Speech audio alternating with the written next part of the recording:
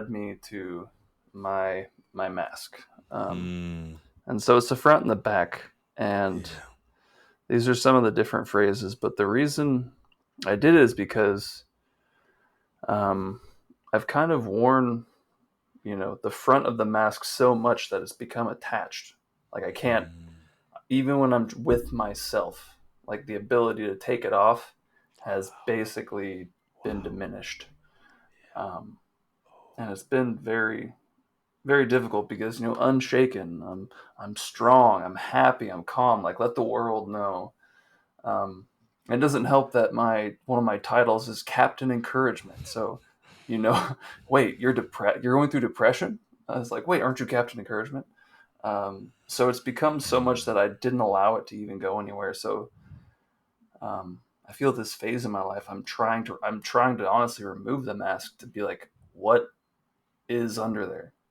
yeah. Um, I've had to be strong for so freaking long, and people don't know what's going on underneath, and that's why underneath it, I have afraid, I have vulnerable, I have tired, Mm, um, yeah, and so that's my mask because it's like so much of who I am has started to get really. It's become like convoluted to where I'm trying to sort it out now.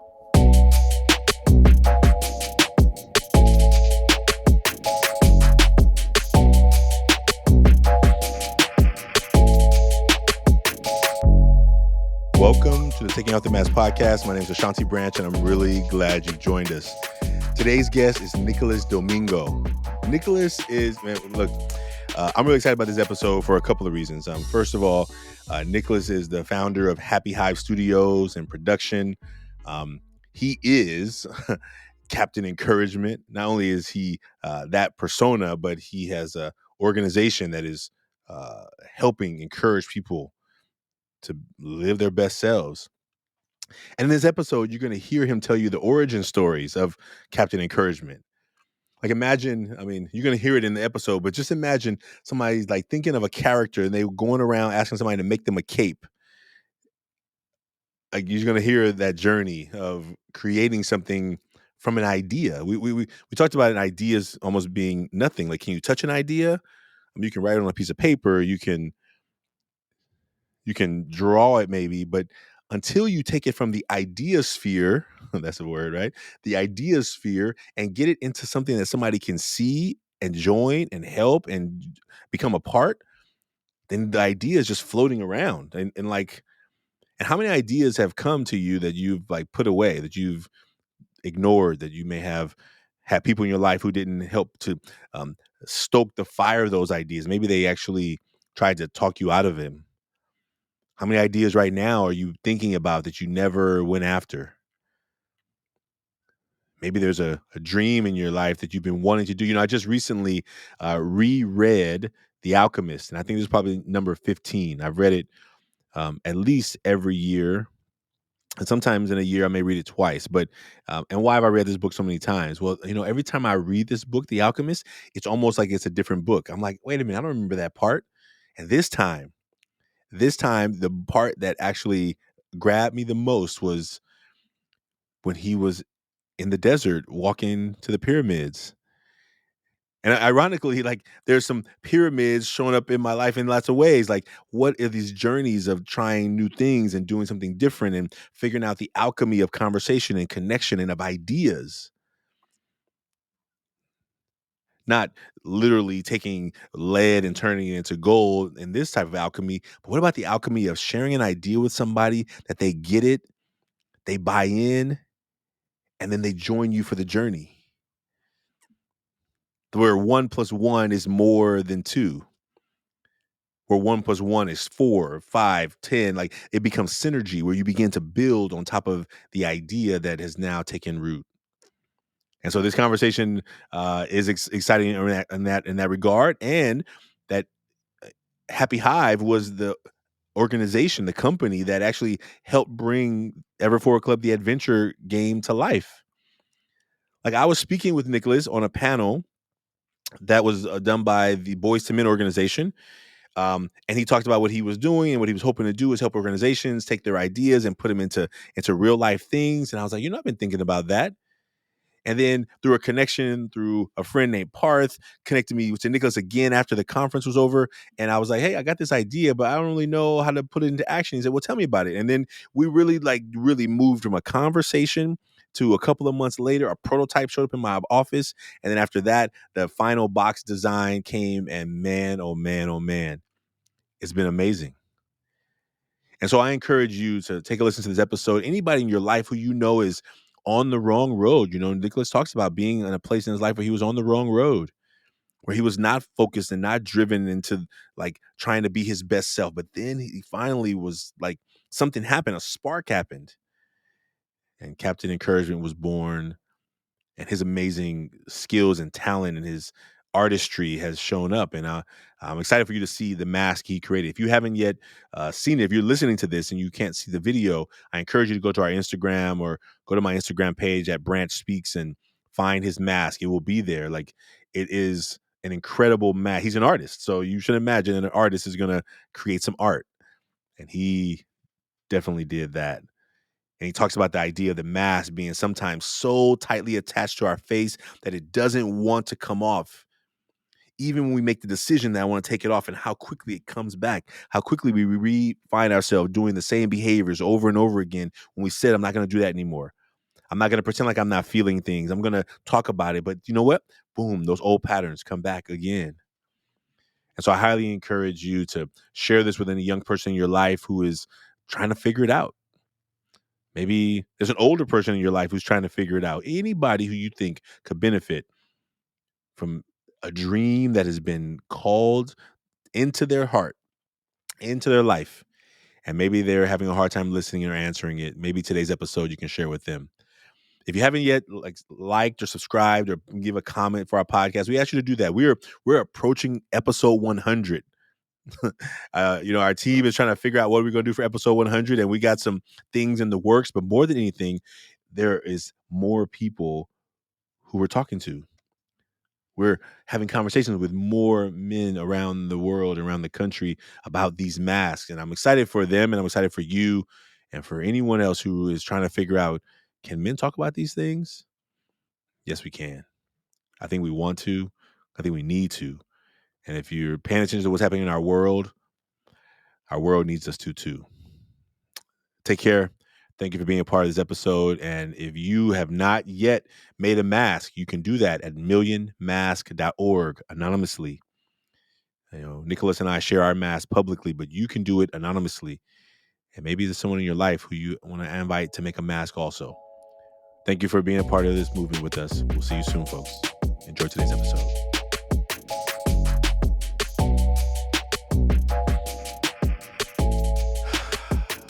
Welcome to the Taking Out the Mask podcast. My name is Ashanti Branch, and I'm really glad you've joined us. Today's guest is Nicholas Domingo. Man, I am super excited to be here with you. Welcome, Nicholas. Man, thank you for having me. I'm so stoked. And I don't think I've ever called you by your whole. I don't think I've ever called you Nicholas. I think have I ever called you Nicholas? I'm sure it's come up. It did sound kind of strange. I was like, wait a minute. I had to like catch myself like, wait a minute, is that real? Is that the real name? That is the real name, right? Yeah.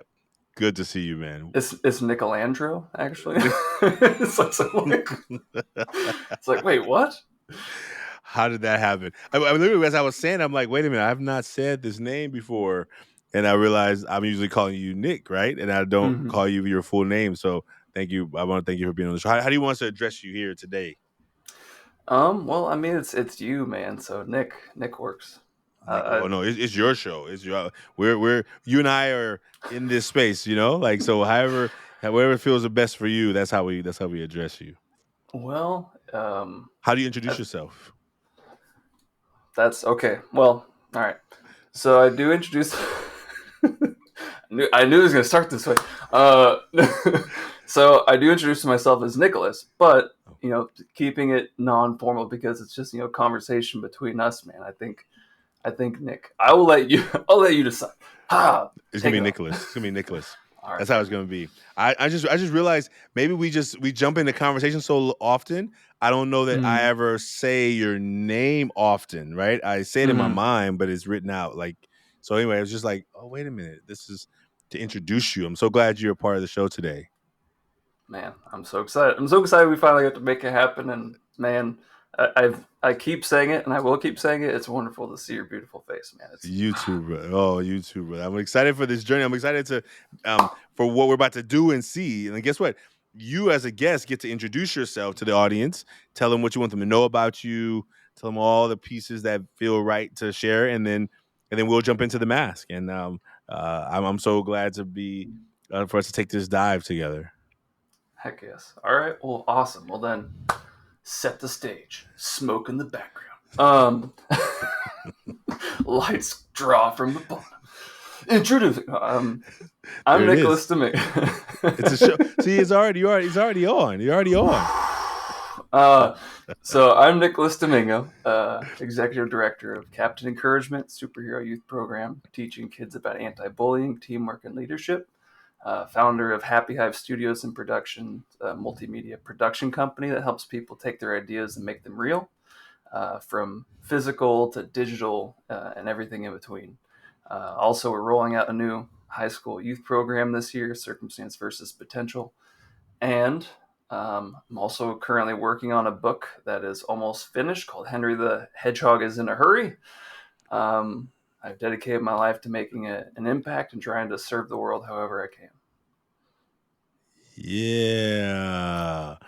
Yeah, and just so folks know, when I've talked on this show about the Ever Forward Club, the adventure, Hive Studios and Nicholas has been the one who helped us to create it, and so we're thankful for the work that you're doing to take ideas and bring them into life because that's exactly what this did. Exactly what this was. This started as an idea for several years, and now to like have it in my hands and needing to order more even like it's like that's a powerful experience for anyone who's trying to take an idea and bring it to from the mind. um I think some people would say ideas are nothing, right? But it all starts with an idea. And what is an idea? It's a thought. What is a thought? Well, it's a movement of mind, words, and I don't know how you define what an idea is, right? But until Mm-hmm. you get the idea out of your mouth into someone's ears, who can then help you bring it to life, it's to have it happen is magical. If you never created anything out there, I encourage you to start. But maybe if you draw something, that's an idea coming to life, right? If you're a painter, if you're a sculptor or whatever, but it's one thing to have an idea of creating something in the world and then seeing it come into action. So thank you for all that, and I appreciate you. Yeah, man. Absolutely. Well, Beautifully put. today we get to make masks, and you as a guest get to decide who goes first. So either you go first or I go first. I'm gonna vote you because whenever you were drawing it, and I want to check in with you because I haven't really got to check in with you for a while, but I felt like your energy as you were kind of like putting stuff on the page. So I'd love to know where you are and what you're feeling. Okay. Well, then the way we'll do it is I'll go front, and then you'll share your front. Oh, actually, you Mm-hmm. can't share your front only because I actually had a sneak peek of yours, and yours are kind of together. Okay. Let me not even jump into that. So I'm gonna share my front, and then I'll share the back, and then I'll let you share yours, and then we'll go from there. Let's Yeah, go. and then we'll maybe talk about it. So maybe just let's take a deep breath and just get ready because. All right, here we go, folks. So here's the front. Here's my sun salutation here, and on the front I wrote caring, funny, and dedicated. Caring, funny, and dedicated. And I've been trying to like find different words and not use the same ones. We're getting I think I often get the same words coming out, but I've really did a lot of intentionality around thinking of it. And carrying went first today because I've been in a season of like a lot of deep thoughts and emotions of like when you get emotions that come out heavy, like Mm, like fear, like anger, like those, like like sometimes I can jump into like leading with so much edge that the caring part doesn't come out. I think deeply, I get yeah. angry and I get sad and I get afraid because I care about this work a lot. And Yeah. when you care a lot, sometimes it's like the those emotions come out and some people can't handle them. So when you come out with if you're angry about the state of our world, or you're angry about Mm, um, the state of our young people, and if you're afraid of like what's going to happen if we don't give young people space to talk about stuff, like those emotions can come out and people can misunderstand them. But deep down, what you're really trying to say is, I care so much. yeah. But if you didn't care, those other emotions wouldn't come up. Like you wouldn't be angry or sad or worried. Like it would just be like, whatever. Let Yeah. them do it. Yeah. Let them do them. You're attached to it, so it's like it pulls you with it, and so you're just responding. That's right. That's right. So that's the one I'll share on the front. I mean, there's I can go deeper, but that's the front where it feels really relevant today.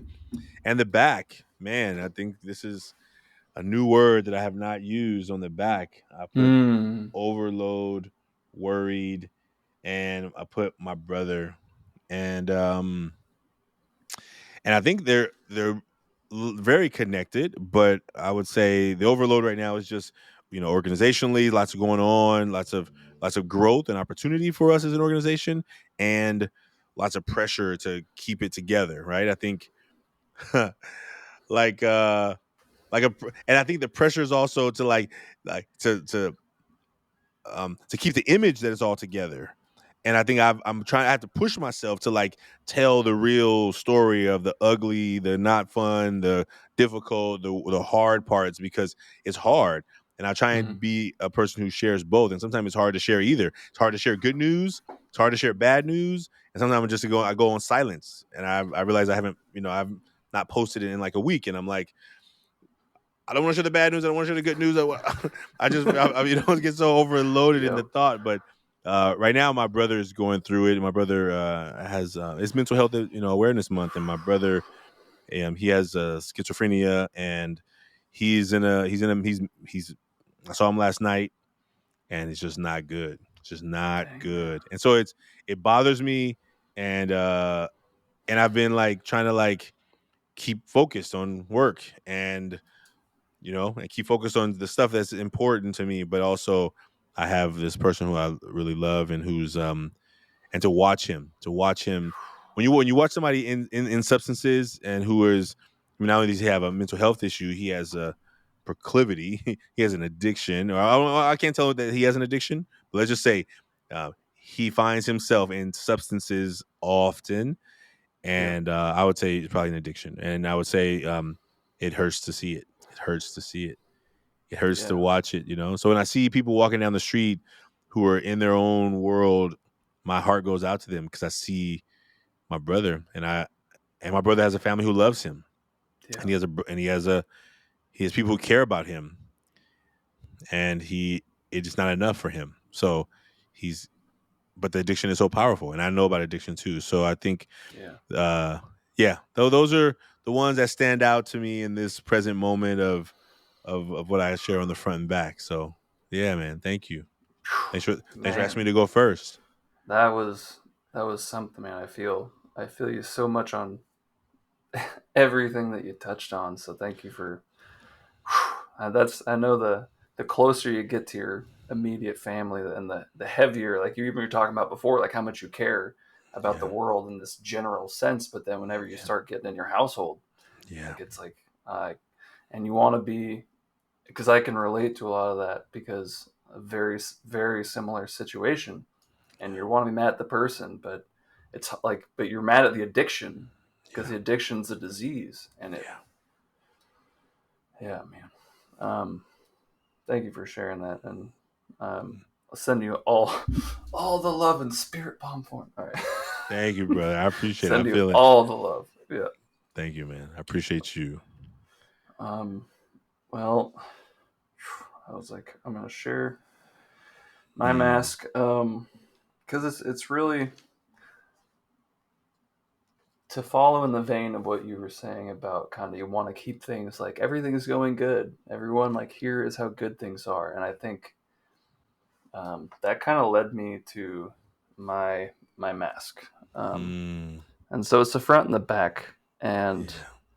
these are some of the different phrases. But the reason I did it is because um, I've kind of worn the front of the mask so much that it's become attached. Like I can't, Mm, even when I'm with myself, like the ability to take it off has basically been diminished. Um, and it's been very difficult because unshaken. I'm strong. I'm happy. I'm calm. Like let the world know. Um, it doesn't help that my one of my titles is Captain Encouragement. So, wait, you're depressed. You're going through depression. I was like, wait, aren't you Captain Encouragement? So it's become so much that I didn't allow it to even go anywhere. So I feel this phase in my life. I'm trying to honestly remove the mask to be like, what is under there? Um, I've had to be strong for so freaking long, and people don't know what's going on underneath, and that's why underneath it, I have afraid, I have vulnerable, I have tired, mm, um, yeah, and so that's my mask because it's like so much of who I am has started to get really it's become like convoluted to where I'm trying to sort it out now. I'm like, well, what is me? What is what I show the world? Um, and then how do you be super real when you haven't been real for about the pain you're going through for so many years? Because then you're like driving a freight train, and people are like, "Wait, what have you been going through?" Um, and so yeah, it's been difficult. So, but it's like the most beautifully painful thing I've ever been through because I know on the other side of all this is like where I want to be, the space I want to be mentally, and be okay. And that's this is like the first time I've even said it. So I'm very mm, grateful. I mean, thank you so much, man. mm. I love the way you said that as you showed the mask. Like, I think I heard you say something like, um, because it's been so tightly attached, like it's a part of me. And I really like the Mm, way you drew the sinews connected to the mask. Like it, I'm trying to take it off, but it's so like part of me. And I think, um, I think we see that so often with people all over, right? Like, where do we get to go to be our full, true selves and know that people are still gonna be there?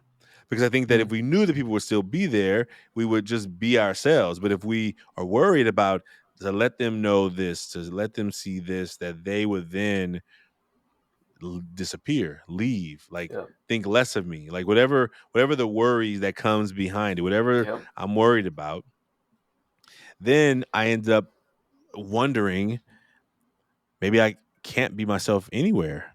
You know, I yeah, there was a man. I don't know. Say I'm not sure. I'm trying to remember who it was, but I remember. I never forget the question. The question was, "Where, Shanti, in your life can you? Well, no, no. Who in your life fully knows you?" And I was like, "No, nobody." Like, yep, well, what about your family? Well, they know what I'm able to let them know. I'm willing to let them know.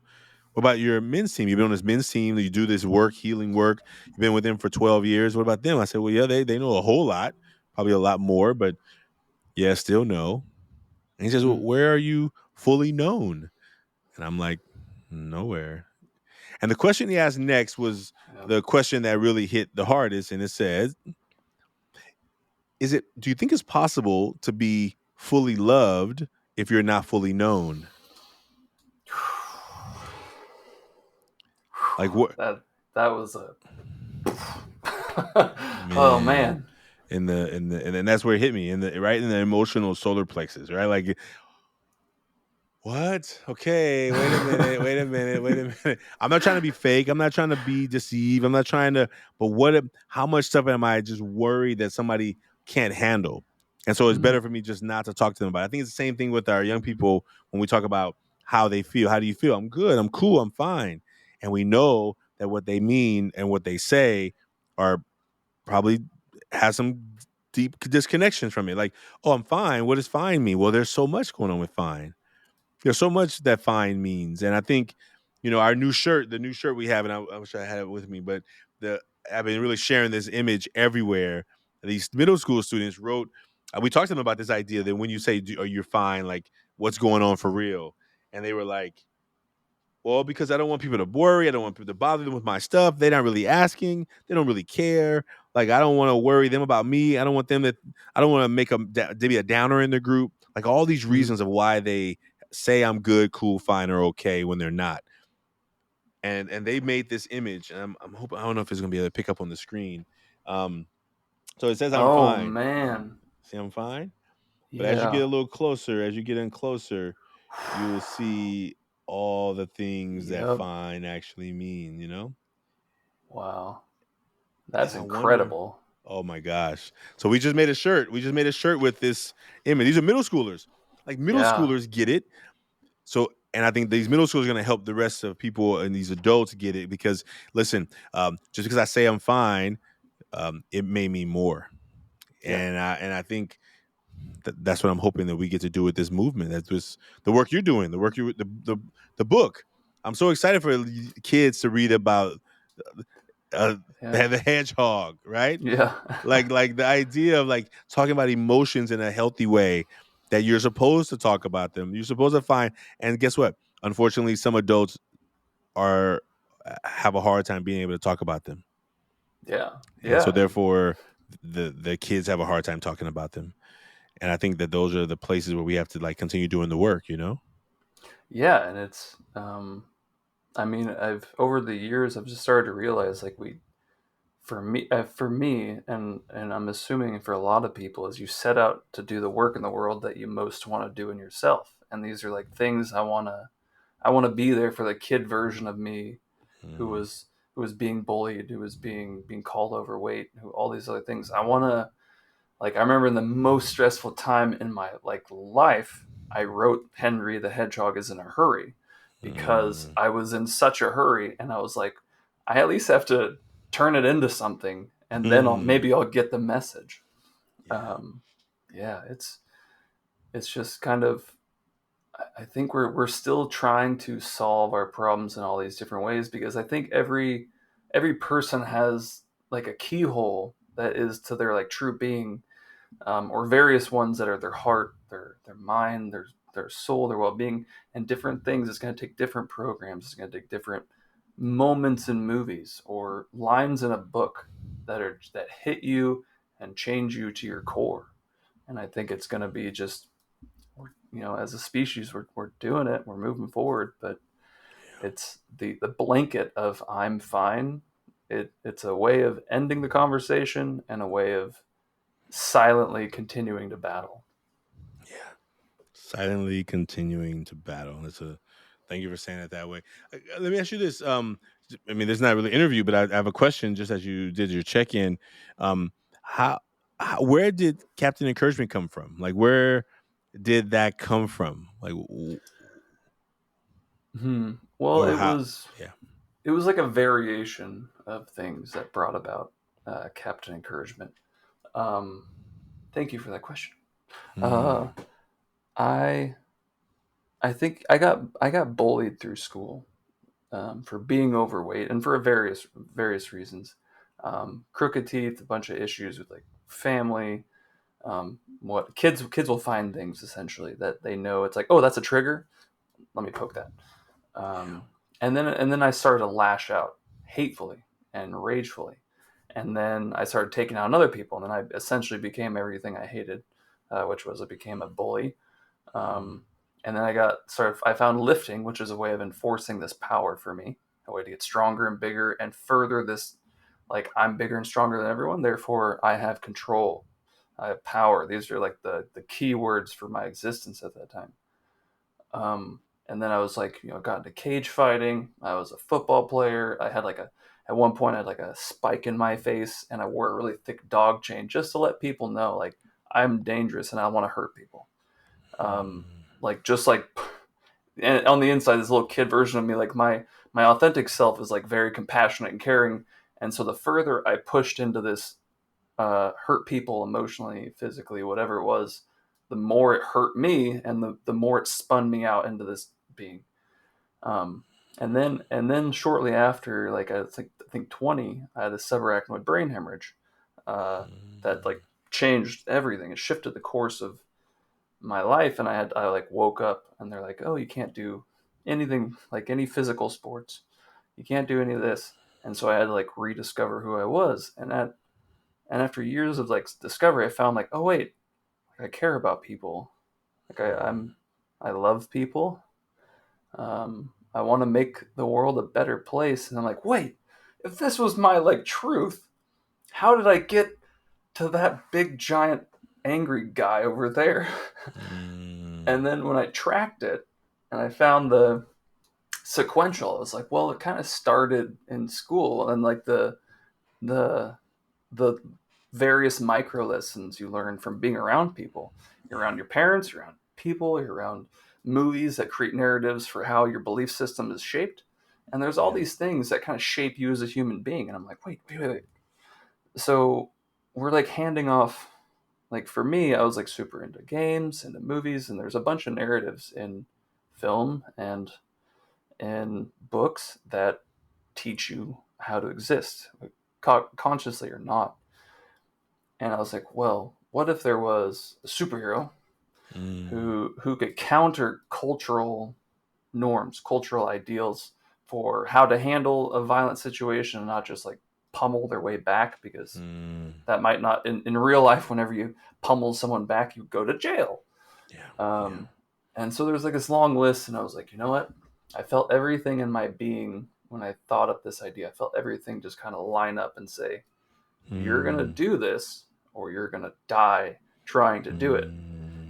And I remember when that hit me, I was like, oh, okay, let's do it. And then I just full force everything I could do. I went and got some like old goggles with my grandma. I found that like at this thrift store. I got these goggles. I found a neoprene suit and I cut it in half so I got the bottom half, and I imagined like the cape, and I went and talked to a bunch of people around town. I'm like, hey, can you guys make a superhero cape? I'm like, all of them gave me wonderful looks, and they're like, no, absolutely not. And then I eventually found someone that would help me make it. And I made the suit, and I just went out. I didn't think about it. I had no game plan whatsoever. I was just like, I'm gonna get out there, and this is gonna change the world. And it's like, how? I don't know. And so yeah, I just got out there and I tried different things, and then I was like, I went to a parade, and people responded. People were like, oh yeah, that's exciting. And then someone's like, hey, do you want to come check out this school? And my friend Amy, actually, she's like, go talk to this amazing man, Mark Dyken, who's a mentor now. And he's like, hey, go talk to him and maybe get some pointers. And I walk in there, I have my suit in a laundry basket, and I walk up to him. I was like, I got this cool suit, got this cool program in my head, school program, which I didn't have a plan at all whatsoever. And he's like, wow, that's a great idea. And he gets on his intercom and he's like, hey, can we get all the students to the field? We're going to have an assembly. And then he pats me on the back and leaves. And so I'm sitting there, I'm like, do I run away? But I was like, no. And so I put the suit on and I walked out there, and I just like, from a distance, I heard Captain, and just sheer terror. Because I was like, man, I hadn't done this before. I'd never spoken in front of groups. Especially like a bunch of kids, and I see this field. It's like kids sprawled across the stadium area in this field, and I walk to the base of the field, and I'm like, I wing it. I wing it to the extreme. And I had some like, I just kept trying things, and kids, you work with kids, so you know there is no filter that's like, this would be polite if I say this. They let you know what works and what doesn't immediately. Oh my gosh. Yeah, and at the end of it, some stuff worked, some stuff didn't, and it just kept growing from there. And it was like, this would be a really cool comic book. So I dove in, and I was like, this would be a really cool musical. I went to a theater company, and they were doing musicals, and I was like, I watched it, and someone was like, that would make a really great musical. And I was like, yeah, when are you guys dark? Like, actually, yeah, the next 2 months we're going to be dark. And I was like, we'll take it. Oh And a man. friend and I, two friends and I actually, we wrote a musical and performed it. And it was like one of our big first fundraisers. And I had the What? support of my like local Rotary Club in Twain Harte, and they were like parents to me, and they helped me form a board, became a nonprofit. We found like a mission, and I learned, how to, because I was like 23 when this started. So Mm.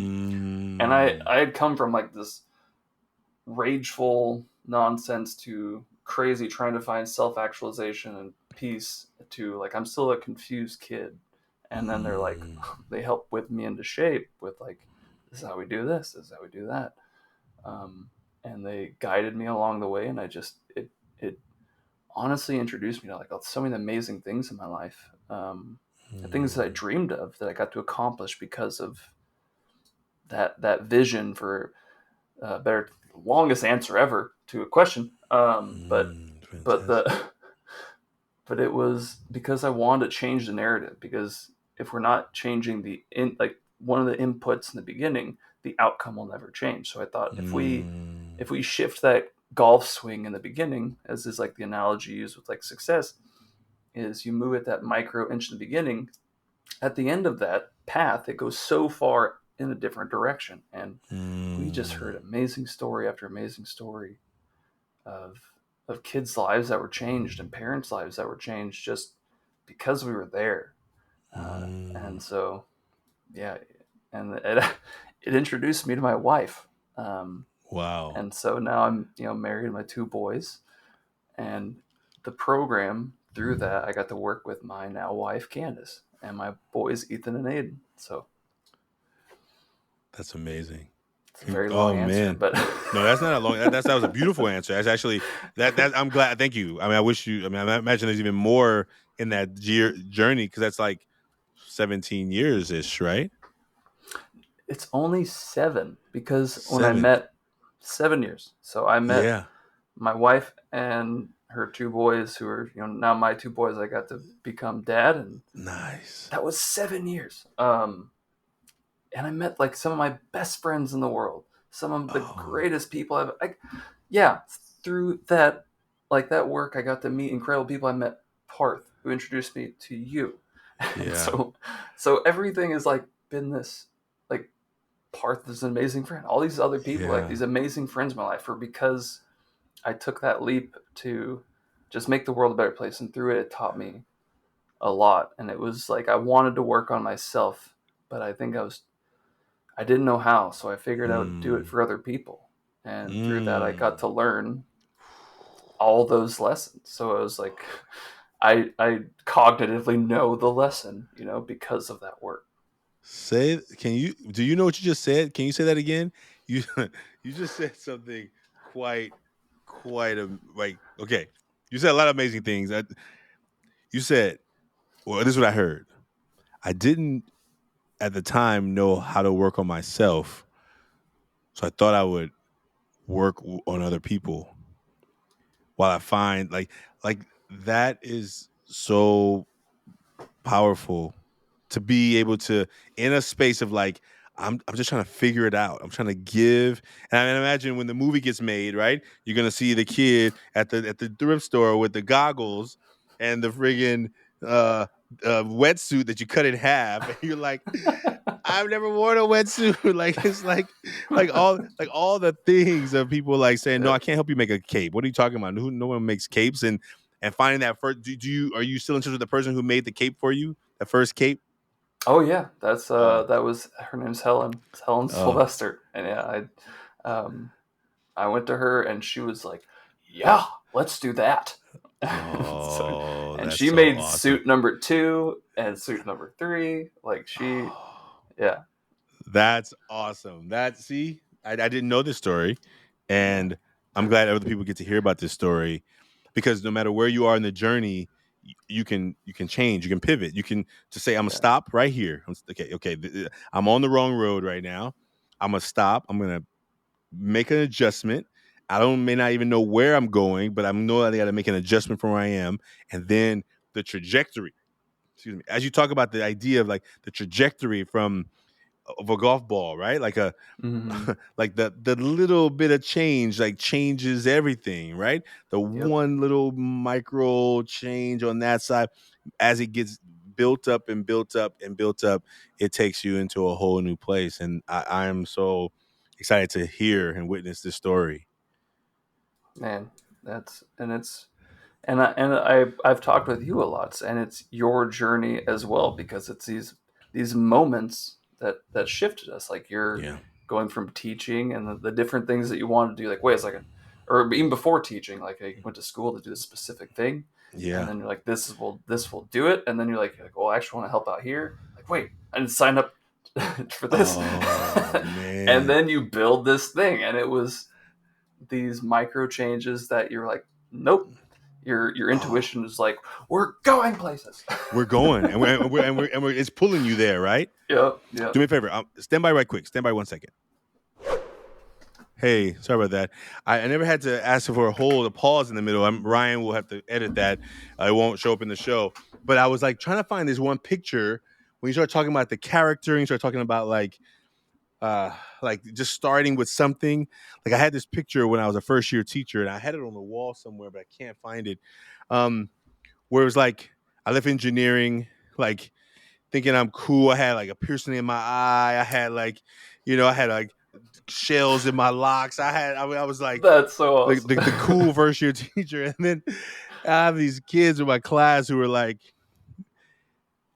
I got pictures on my wall of my old life because I was still kind of in this like dance. Like, am I really leaving that engineering life behind where I could travel and see the world? Am I really coming to a life where I'm not gonna kind of earn what I think I want to earn? And Mm-hmm. there's this book it's not to find a picture. I found this book called The War of Art Oh, okay. by Stephen Pressfield, excuse me. The War of Art. The tagline is break through the blocks and win your inner creative battles. Mm. Break through the blocks and win your inner creative battles. Like the war of art inside of us. Like the person you are now, the Mm-hmm. captain encouragement that came through you was already in you. Mm-hmm. It just needed to break through the whatever the battles that were in the way, right? Yep. Like if you were a person who was like, I asked this first person to help me make a cape, and they were like, "Heck, what are you talking about?" If I was a person who was easily dissuade, I would have just going, "Oh, maybe this is really a dumb idea," and you may have quit. But Yeah. you were like, "Okay, well, somebody else got to be able to help me." I don't know how many places you went, how many stops you made, how many days that part of the story was. But imagine people who have gone after something, tried to do something, and then you're looking up and you're like, "Yeah, no, I'm not. We can't do that. Nah, we don't have the skills to do. We don't have the talent." Whoever the people are like blocking, they could easily be seen as like, "Oh, I'm not supposed to do it," as opposed to seen as you just got to Mm. find the right person to help you in this journey. Yep. You need a person now who's going to make the first one, who's going to make the second one, and the third one, and the fourth one, because that person is going to help the trajectory later, right? And Yeah. who knows how many people give up before it's too late? Give up too soon, but don't stay in there because they think that the messages that are saying don't do it. And I think Yeah. sometimes the universe is pulling us to say, how bad do you want it? How bad do you want it? Like Yep. I just finished reading The Alchemist again. Where's for the how many ever time, like maybe 15th time. And this time I read it. I mean, it's almost like a brand new book again. Yeah. It's like if you haven't read The Alchemist by Paulo Coelho, I encourage it. But I also it's about your living your personal legend, Mm. right? And he talked about it like that calling that happened on you there, it may have been a call before Yeah. 23. Maybe it was a call before 23 to do something different, but maybe you were bought into a messaging that wasn't yet, like, you weren't ready to like buy into it. And Yeah. so it kept calling. And good thing you were at a place in that moment where you were able to answer the call. You know, I mean, people like get stuck in a job that they hate, and then they feel like, oh, well, I have to have a family. I have this. And now I can't leave this because I have to keep the wheels on the bus. Yep. Yep. And it's like, well, you shouldn't be on a bus anyway. You're supposed to be over here doing this thing. You know what I mean? Like, Yeah. so don't worry about that part. Like, and I think sometimes people get held up by some of the beliefs that happen, in our own selves. Yeah. And I mean, you can, at this point in history, you can look anywhere and find someone that has a similar story to where you started and worse, Mm, and find someone that found their way to success. And even if you to some degree copy that, yeah. like just even the structural components, I'm not like Yeah. it's like, wow, that person found a drink, I should find a drink. um Mm. you know like just structurally you can get there because there's someone that started with less. And it's not, I Yeah. think a lot of us, what we do is we're like, oh, they start with less, so I'm worthless, I can't do it, and I have all this stuff. Mm, um but I think it's really important to listen to your to to stop yeah. and pull the phone away and listen to what's happening inside. And for me, even like initially, it's Mm, like panic, panic, panic, panic, panic, do, to do. This, mm, what about this? What about that? And then as it trails off, and then I'm like, oh, okay, there mm, you are. What's all mm, this quiet? What's happening in this quietness? Because that's usually the to do is kind of like we're now kind of taught to some degree you need to be busy, you mm, need to be mm. successful. And for a lot of people, success is really a like this ethereal concept, so no one's really aiming at it, they just know that they're unfulfilled without it. Yeah.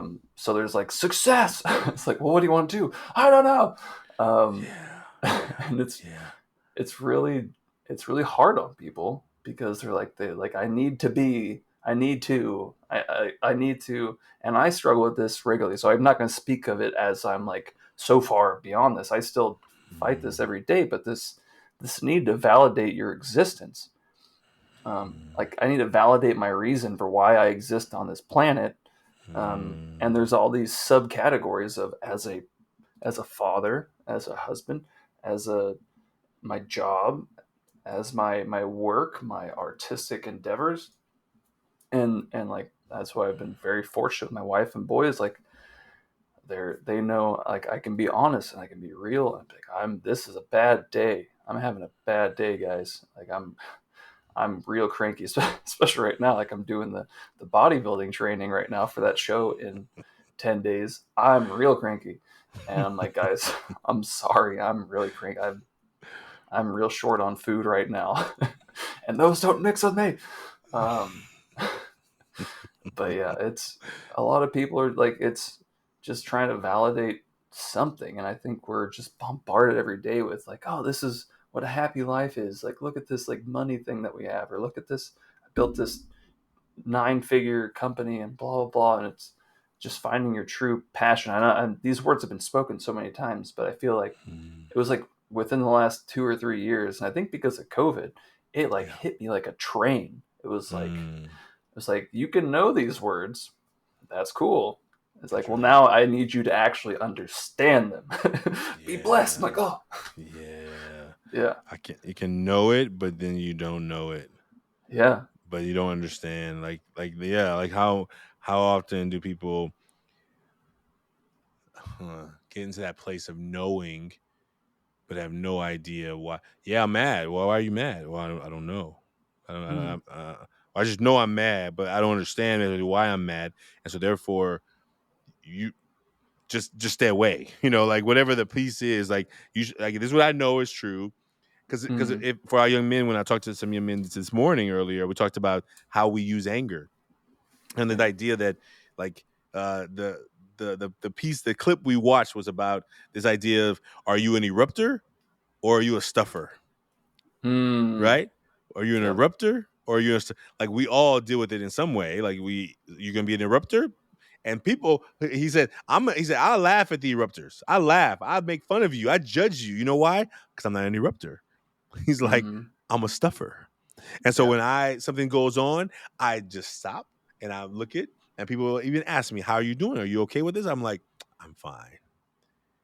And just like that shirt, he says, and you will stuff it down, but all the while you're ruminating and you're making the decision that you're like when he described that, I'm like, oh, I know that, like I know it, and I know that I'm a stuffer too, right? Like I'll Yep. stuff the emotion down, but what he says and what doctors and scientists will tell you is that anger, repressed, stuffed, will harm you more than grief and anxiety because you think that it's not because you're not dealing with it that it's not going to bother you. Well, Yep. it will give you a heart attack. It will give you a stroke. It will cause you to like have in from the inside out to be imploding. Yep. And people are seeing it and you don't even see it. People are like, "Why are you so whatever?" And you're like, "What are you talking about? I'm fine. I don't know what you're talking about. What's wrong with you?" Right? Because we can't even see The it ourselves. flip. we What's just wrong with you? yeah, what's happening with you? Is there something wrong with you? I'm fine, right? You just see it happen all the time, and you're like, I'm just telling you how I feel, right? Yeah. Well, yeah, you are, but you're smiling, but that's not a smiling words. You know what I'm saying? So Yeah. you're telling me how you feel, but you're not being totally clear and honest, and so therefore you also have those kind of things that happen, right, with each of us. And I'm Yeah. glad that you talked to your family about it. Like, hey, today I'm having a day, and I think man, I think later down the line, even if not right now, it totally will add value to the humanness of us. I'm Yeah. human and I feel stuff and I'm having a feeling day. And Yeah. therefore, I'm going to need a little bit of space, a little bit of time, a little bit of moments. And why adults feel like we should not be able to or should not ask for that, you know? Yeah. And it's like like the words didn't happen. Uh, we continuously can like push this into like how we do things. It's we teach people that like this if you do this, everything is judged out of the gate, especially now. It's Yeah. like, how can I capture this moment on film and monetize on your suffering or pain, which is Mm, bonkers to me. But it's like someone has a mm, moment, like, oh, let me get that on film. Like someone is having a breakdown, let me get that on film so I can post it. Like, oh, and then I can pick you apart in the messages, and it's this way of dehumanizing an entire like as a species. We mm, are like, this is so like, oh, now I can ha ha ha, look at you, you did this, you did that. And there's like 1,000 ways in which you can feel less than. And mm. it's like we're allowing that to perpetuate. I don't know, I can't make that word happen today. Yeah. Perpetuate. Yeah. You got it. You got it. Words. It's like perpetuate. Okay. Um, yeah, and it's something that we just continue to do, and it like I see it with what like the videos that I'll see like posted, and like why are we rewarding this? And we are rewarding it because those are the most watched videos. Those are Mm, the ones that people actually monetize off of because of someone else's suffering in one way or another. Like, that's mm, crazy. Like and then we're vilifying all these different things, and so people are afraid to even exist correctly as themselves. mm, So it's like I can't genuinely be myself because of feeling vulnerable just in general emotionally. But then like if I do, here's the possible outcomes. Like I'm very mm, fortunate that, and I was very against it initially, but I see a therapist. mm. I see a therapist, and when it first was introduced to me as an option because of what I was dealing with, Yeah. because of Captain, and I have built up some idea of like this is who I'm supposed to be. Yeah. I can't give in, and then I get a therapist and I admit that I'm broken. And even with all the work I'd done, which I had known that was baloney in one way or another, but I was like, but I have to be the one to carry the torch. It's like Mm. I dubbed the dummy. So Yeah, so yeah. I was afraid, but I put it in some other way. Like I don't need to see this. I'm fine. And then I'm like in my mind, I'm like, well, what if they find something's wrong with me? What if all these like emotions that I feel or issues that I feel will mean that I'm broken, and then it will just it'll crumble everything that I've worked for, and then Mm. I'm not worth it. Um, Mm. and then seeing a therapist in the beginning, I was, well, actually, here's what's happening, and I was very super. This is all you see. I'm like, everything is the best. Um, Yeah. Yeah. and then as I like went there more regularly, and I started to actually get asked real questions, and I started to actually, I had this mechanism that was right here, and it would catch things because I'm like getting ready to tell a truth, and then it was like, but that will make us look bad. I was like, all right, all right, all right, all right, I don't want to go there. All Mm. right. They're like, well, what about Yeah. this? It's like, well, that's too much information. Uh, Mm. you see, just now when I was messing up my P's, I was like, Yeah. you messed up a word. How could you do that? Yeah. And so this thing would stop me, and then eventually I found like I have to be fast. I have to say things quickly, otherwise I'll have time to catch it, and then be like, I have to Mm. modify this, and this overbearing sense of things need to come out of my face perfectly or be shared perfectly. Otherwise, I'm broken and blah blah blah blah. And Yeah. so seeing a therapist, and then I found out that, and I haven't shared this, and it still is difficult to say it. So I found out that I was diagnosed with manic depressive bipolar ADHD. And when I Mm. heard that, I was like, well, I was like, that means like it shattered my reality for a bit, because I thought that just destroyed everything that I've done is worthless, and for whatever reason I went down that path.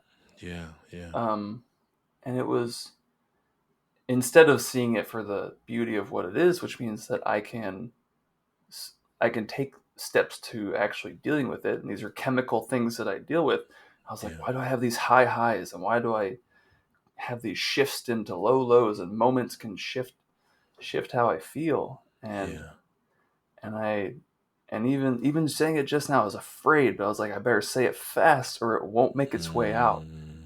And it's like that fear of, what if people know that you're broken? Mm. And what if people know that you have these issues? Are you still allowed to be? Are you still allowed to be like a leader? Are you still allowed to, Mm. like, well, why? The one of the biggest fears for me is, we work with students in all these different capacities. Like, well, Yeah. are you? Does that mean that it takes away your kind of card to help people because you're not perfect? So Yeah. are you allowed to tell me how how I can exist better? Yeah. And it's this like ongoing thing of like, well, that's like the imperfection Yeah. of existence in all of us.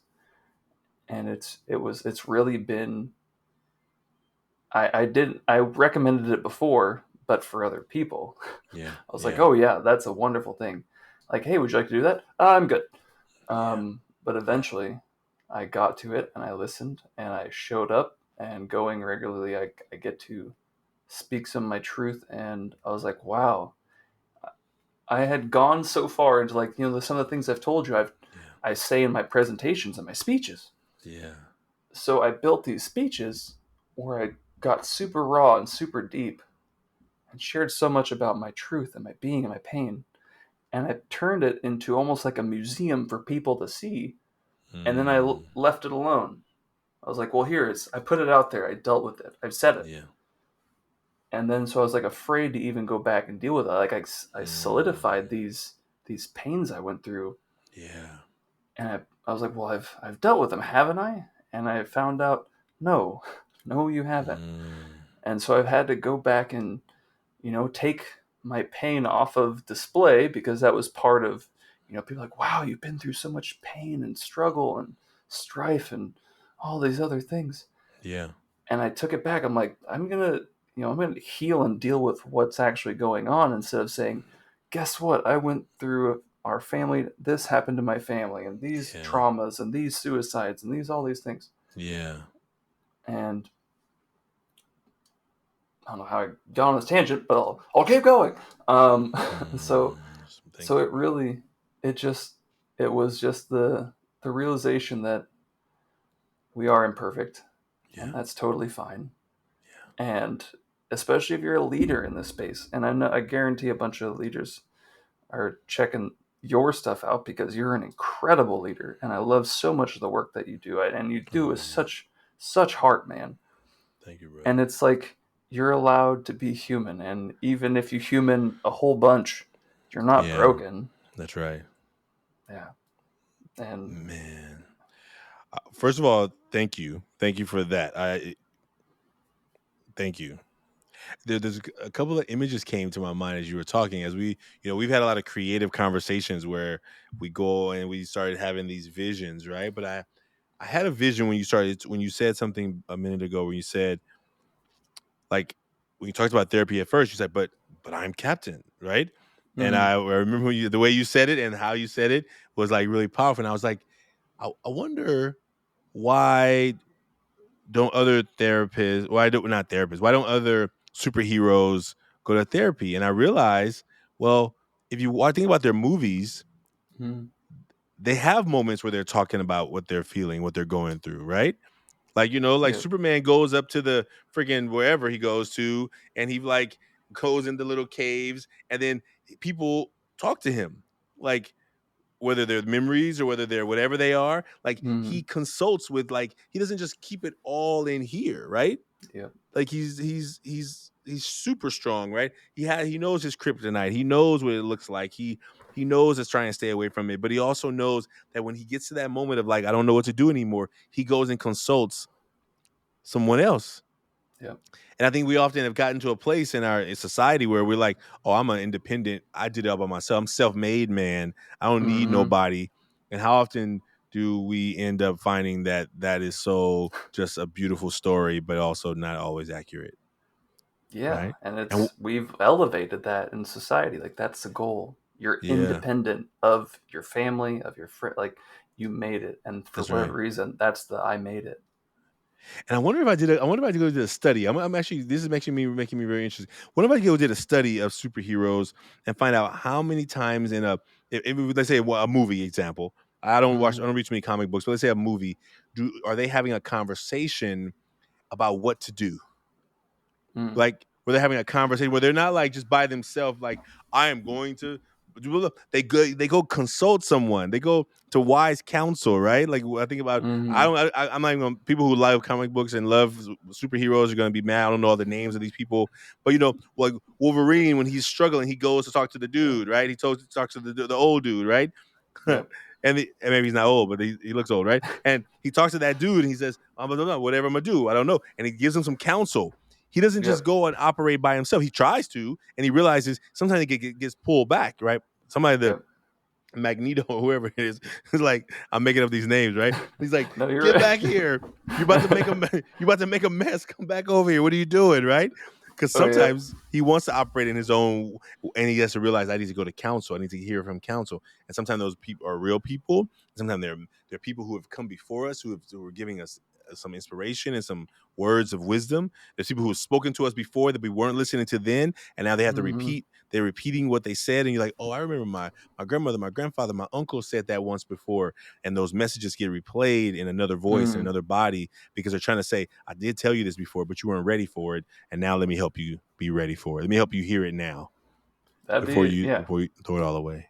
That'd be a really great, because I think everyone does need like a Professor X. Everyone needs Professor X, there he their is. mentor kind of person. Even and sometimes there is like the hard side of you can choose the wrong mentor, and then sometimes you can look at people and be like the anti mentor of like, so don't do X Y Z.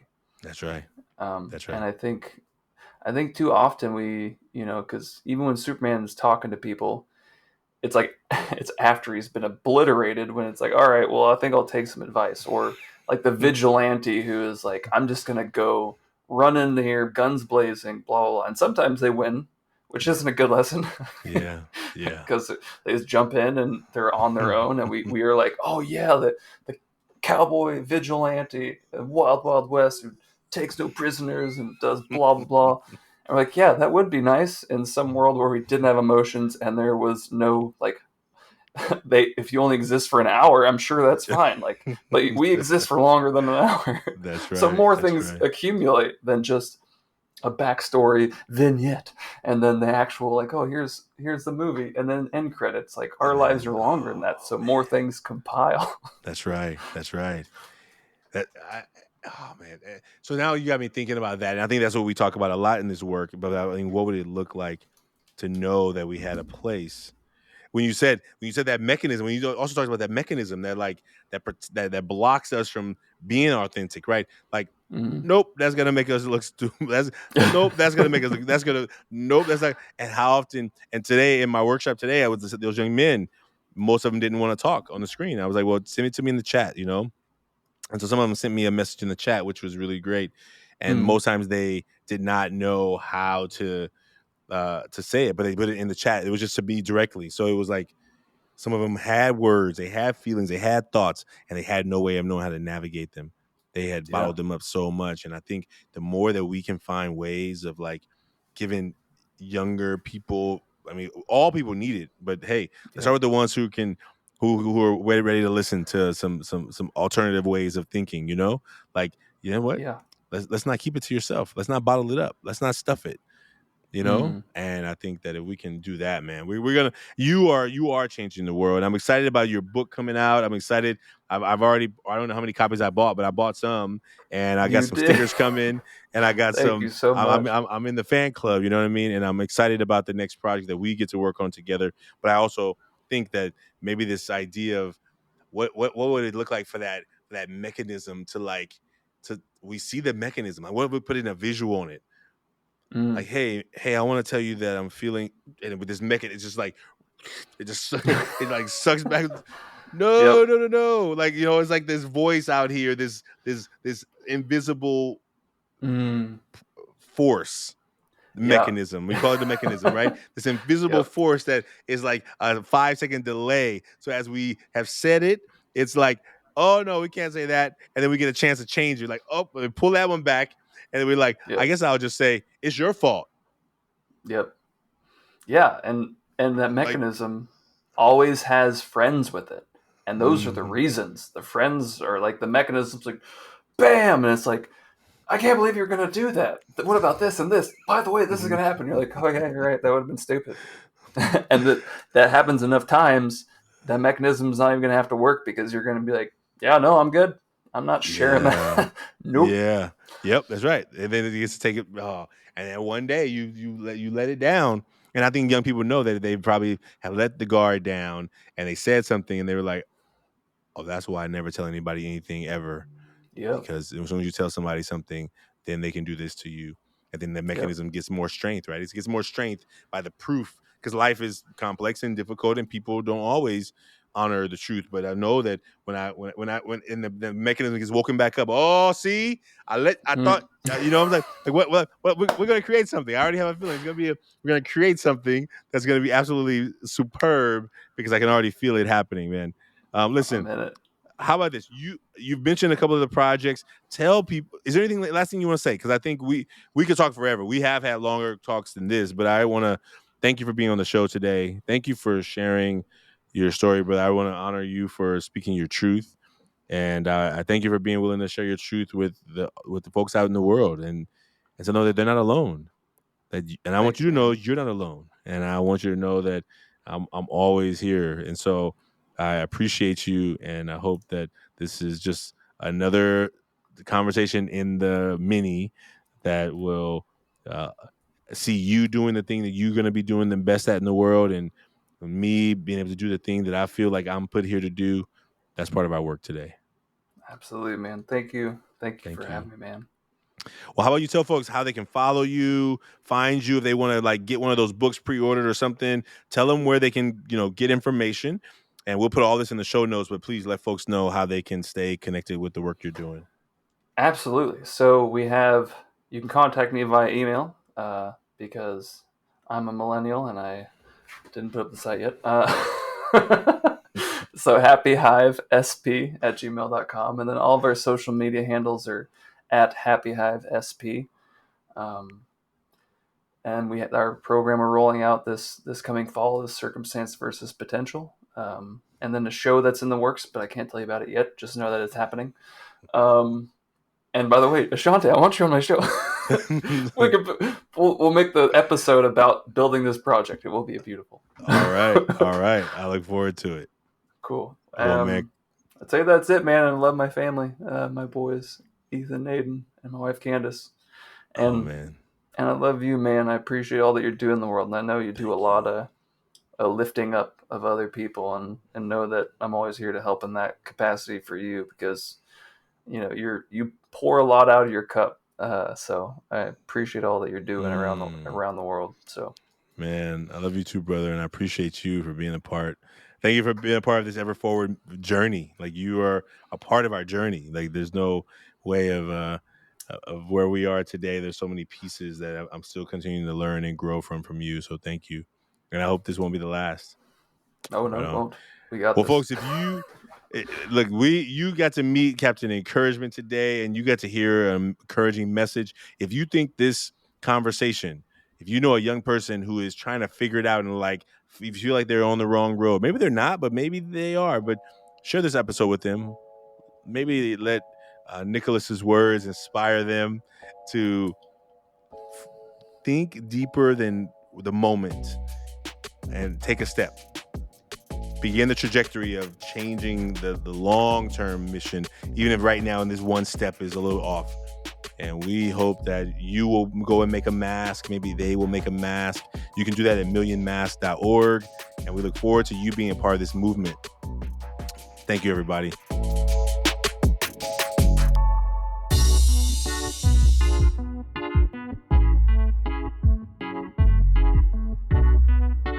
Taking Off the Mask podcast is produced by Ryan Louie.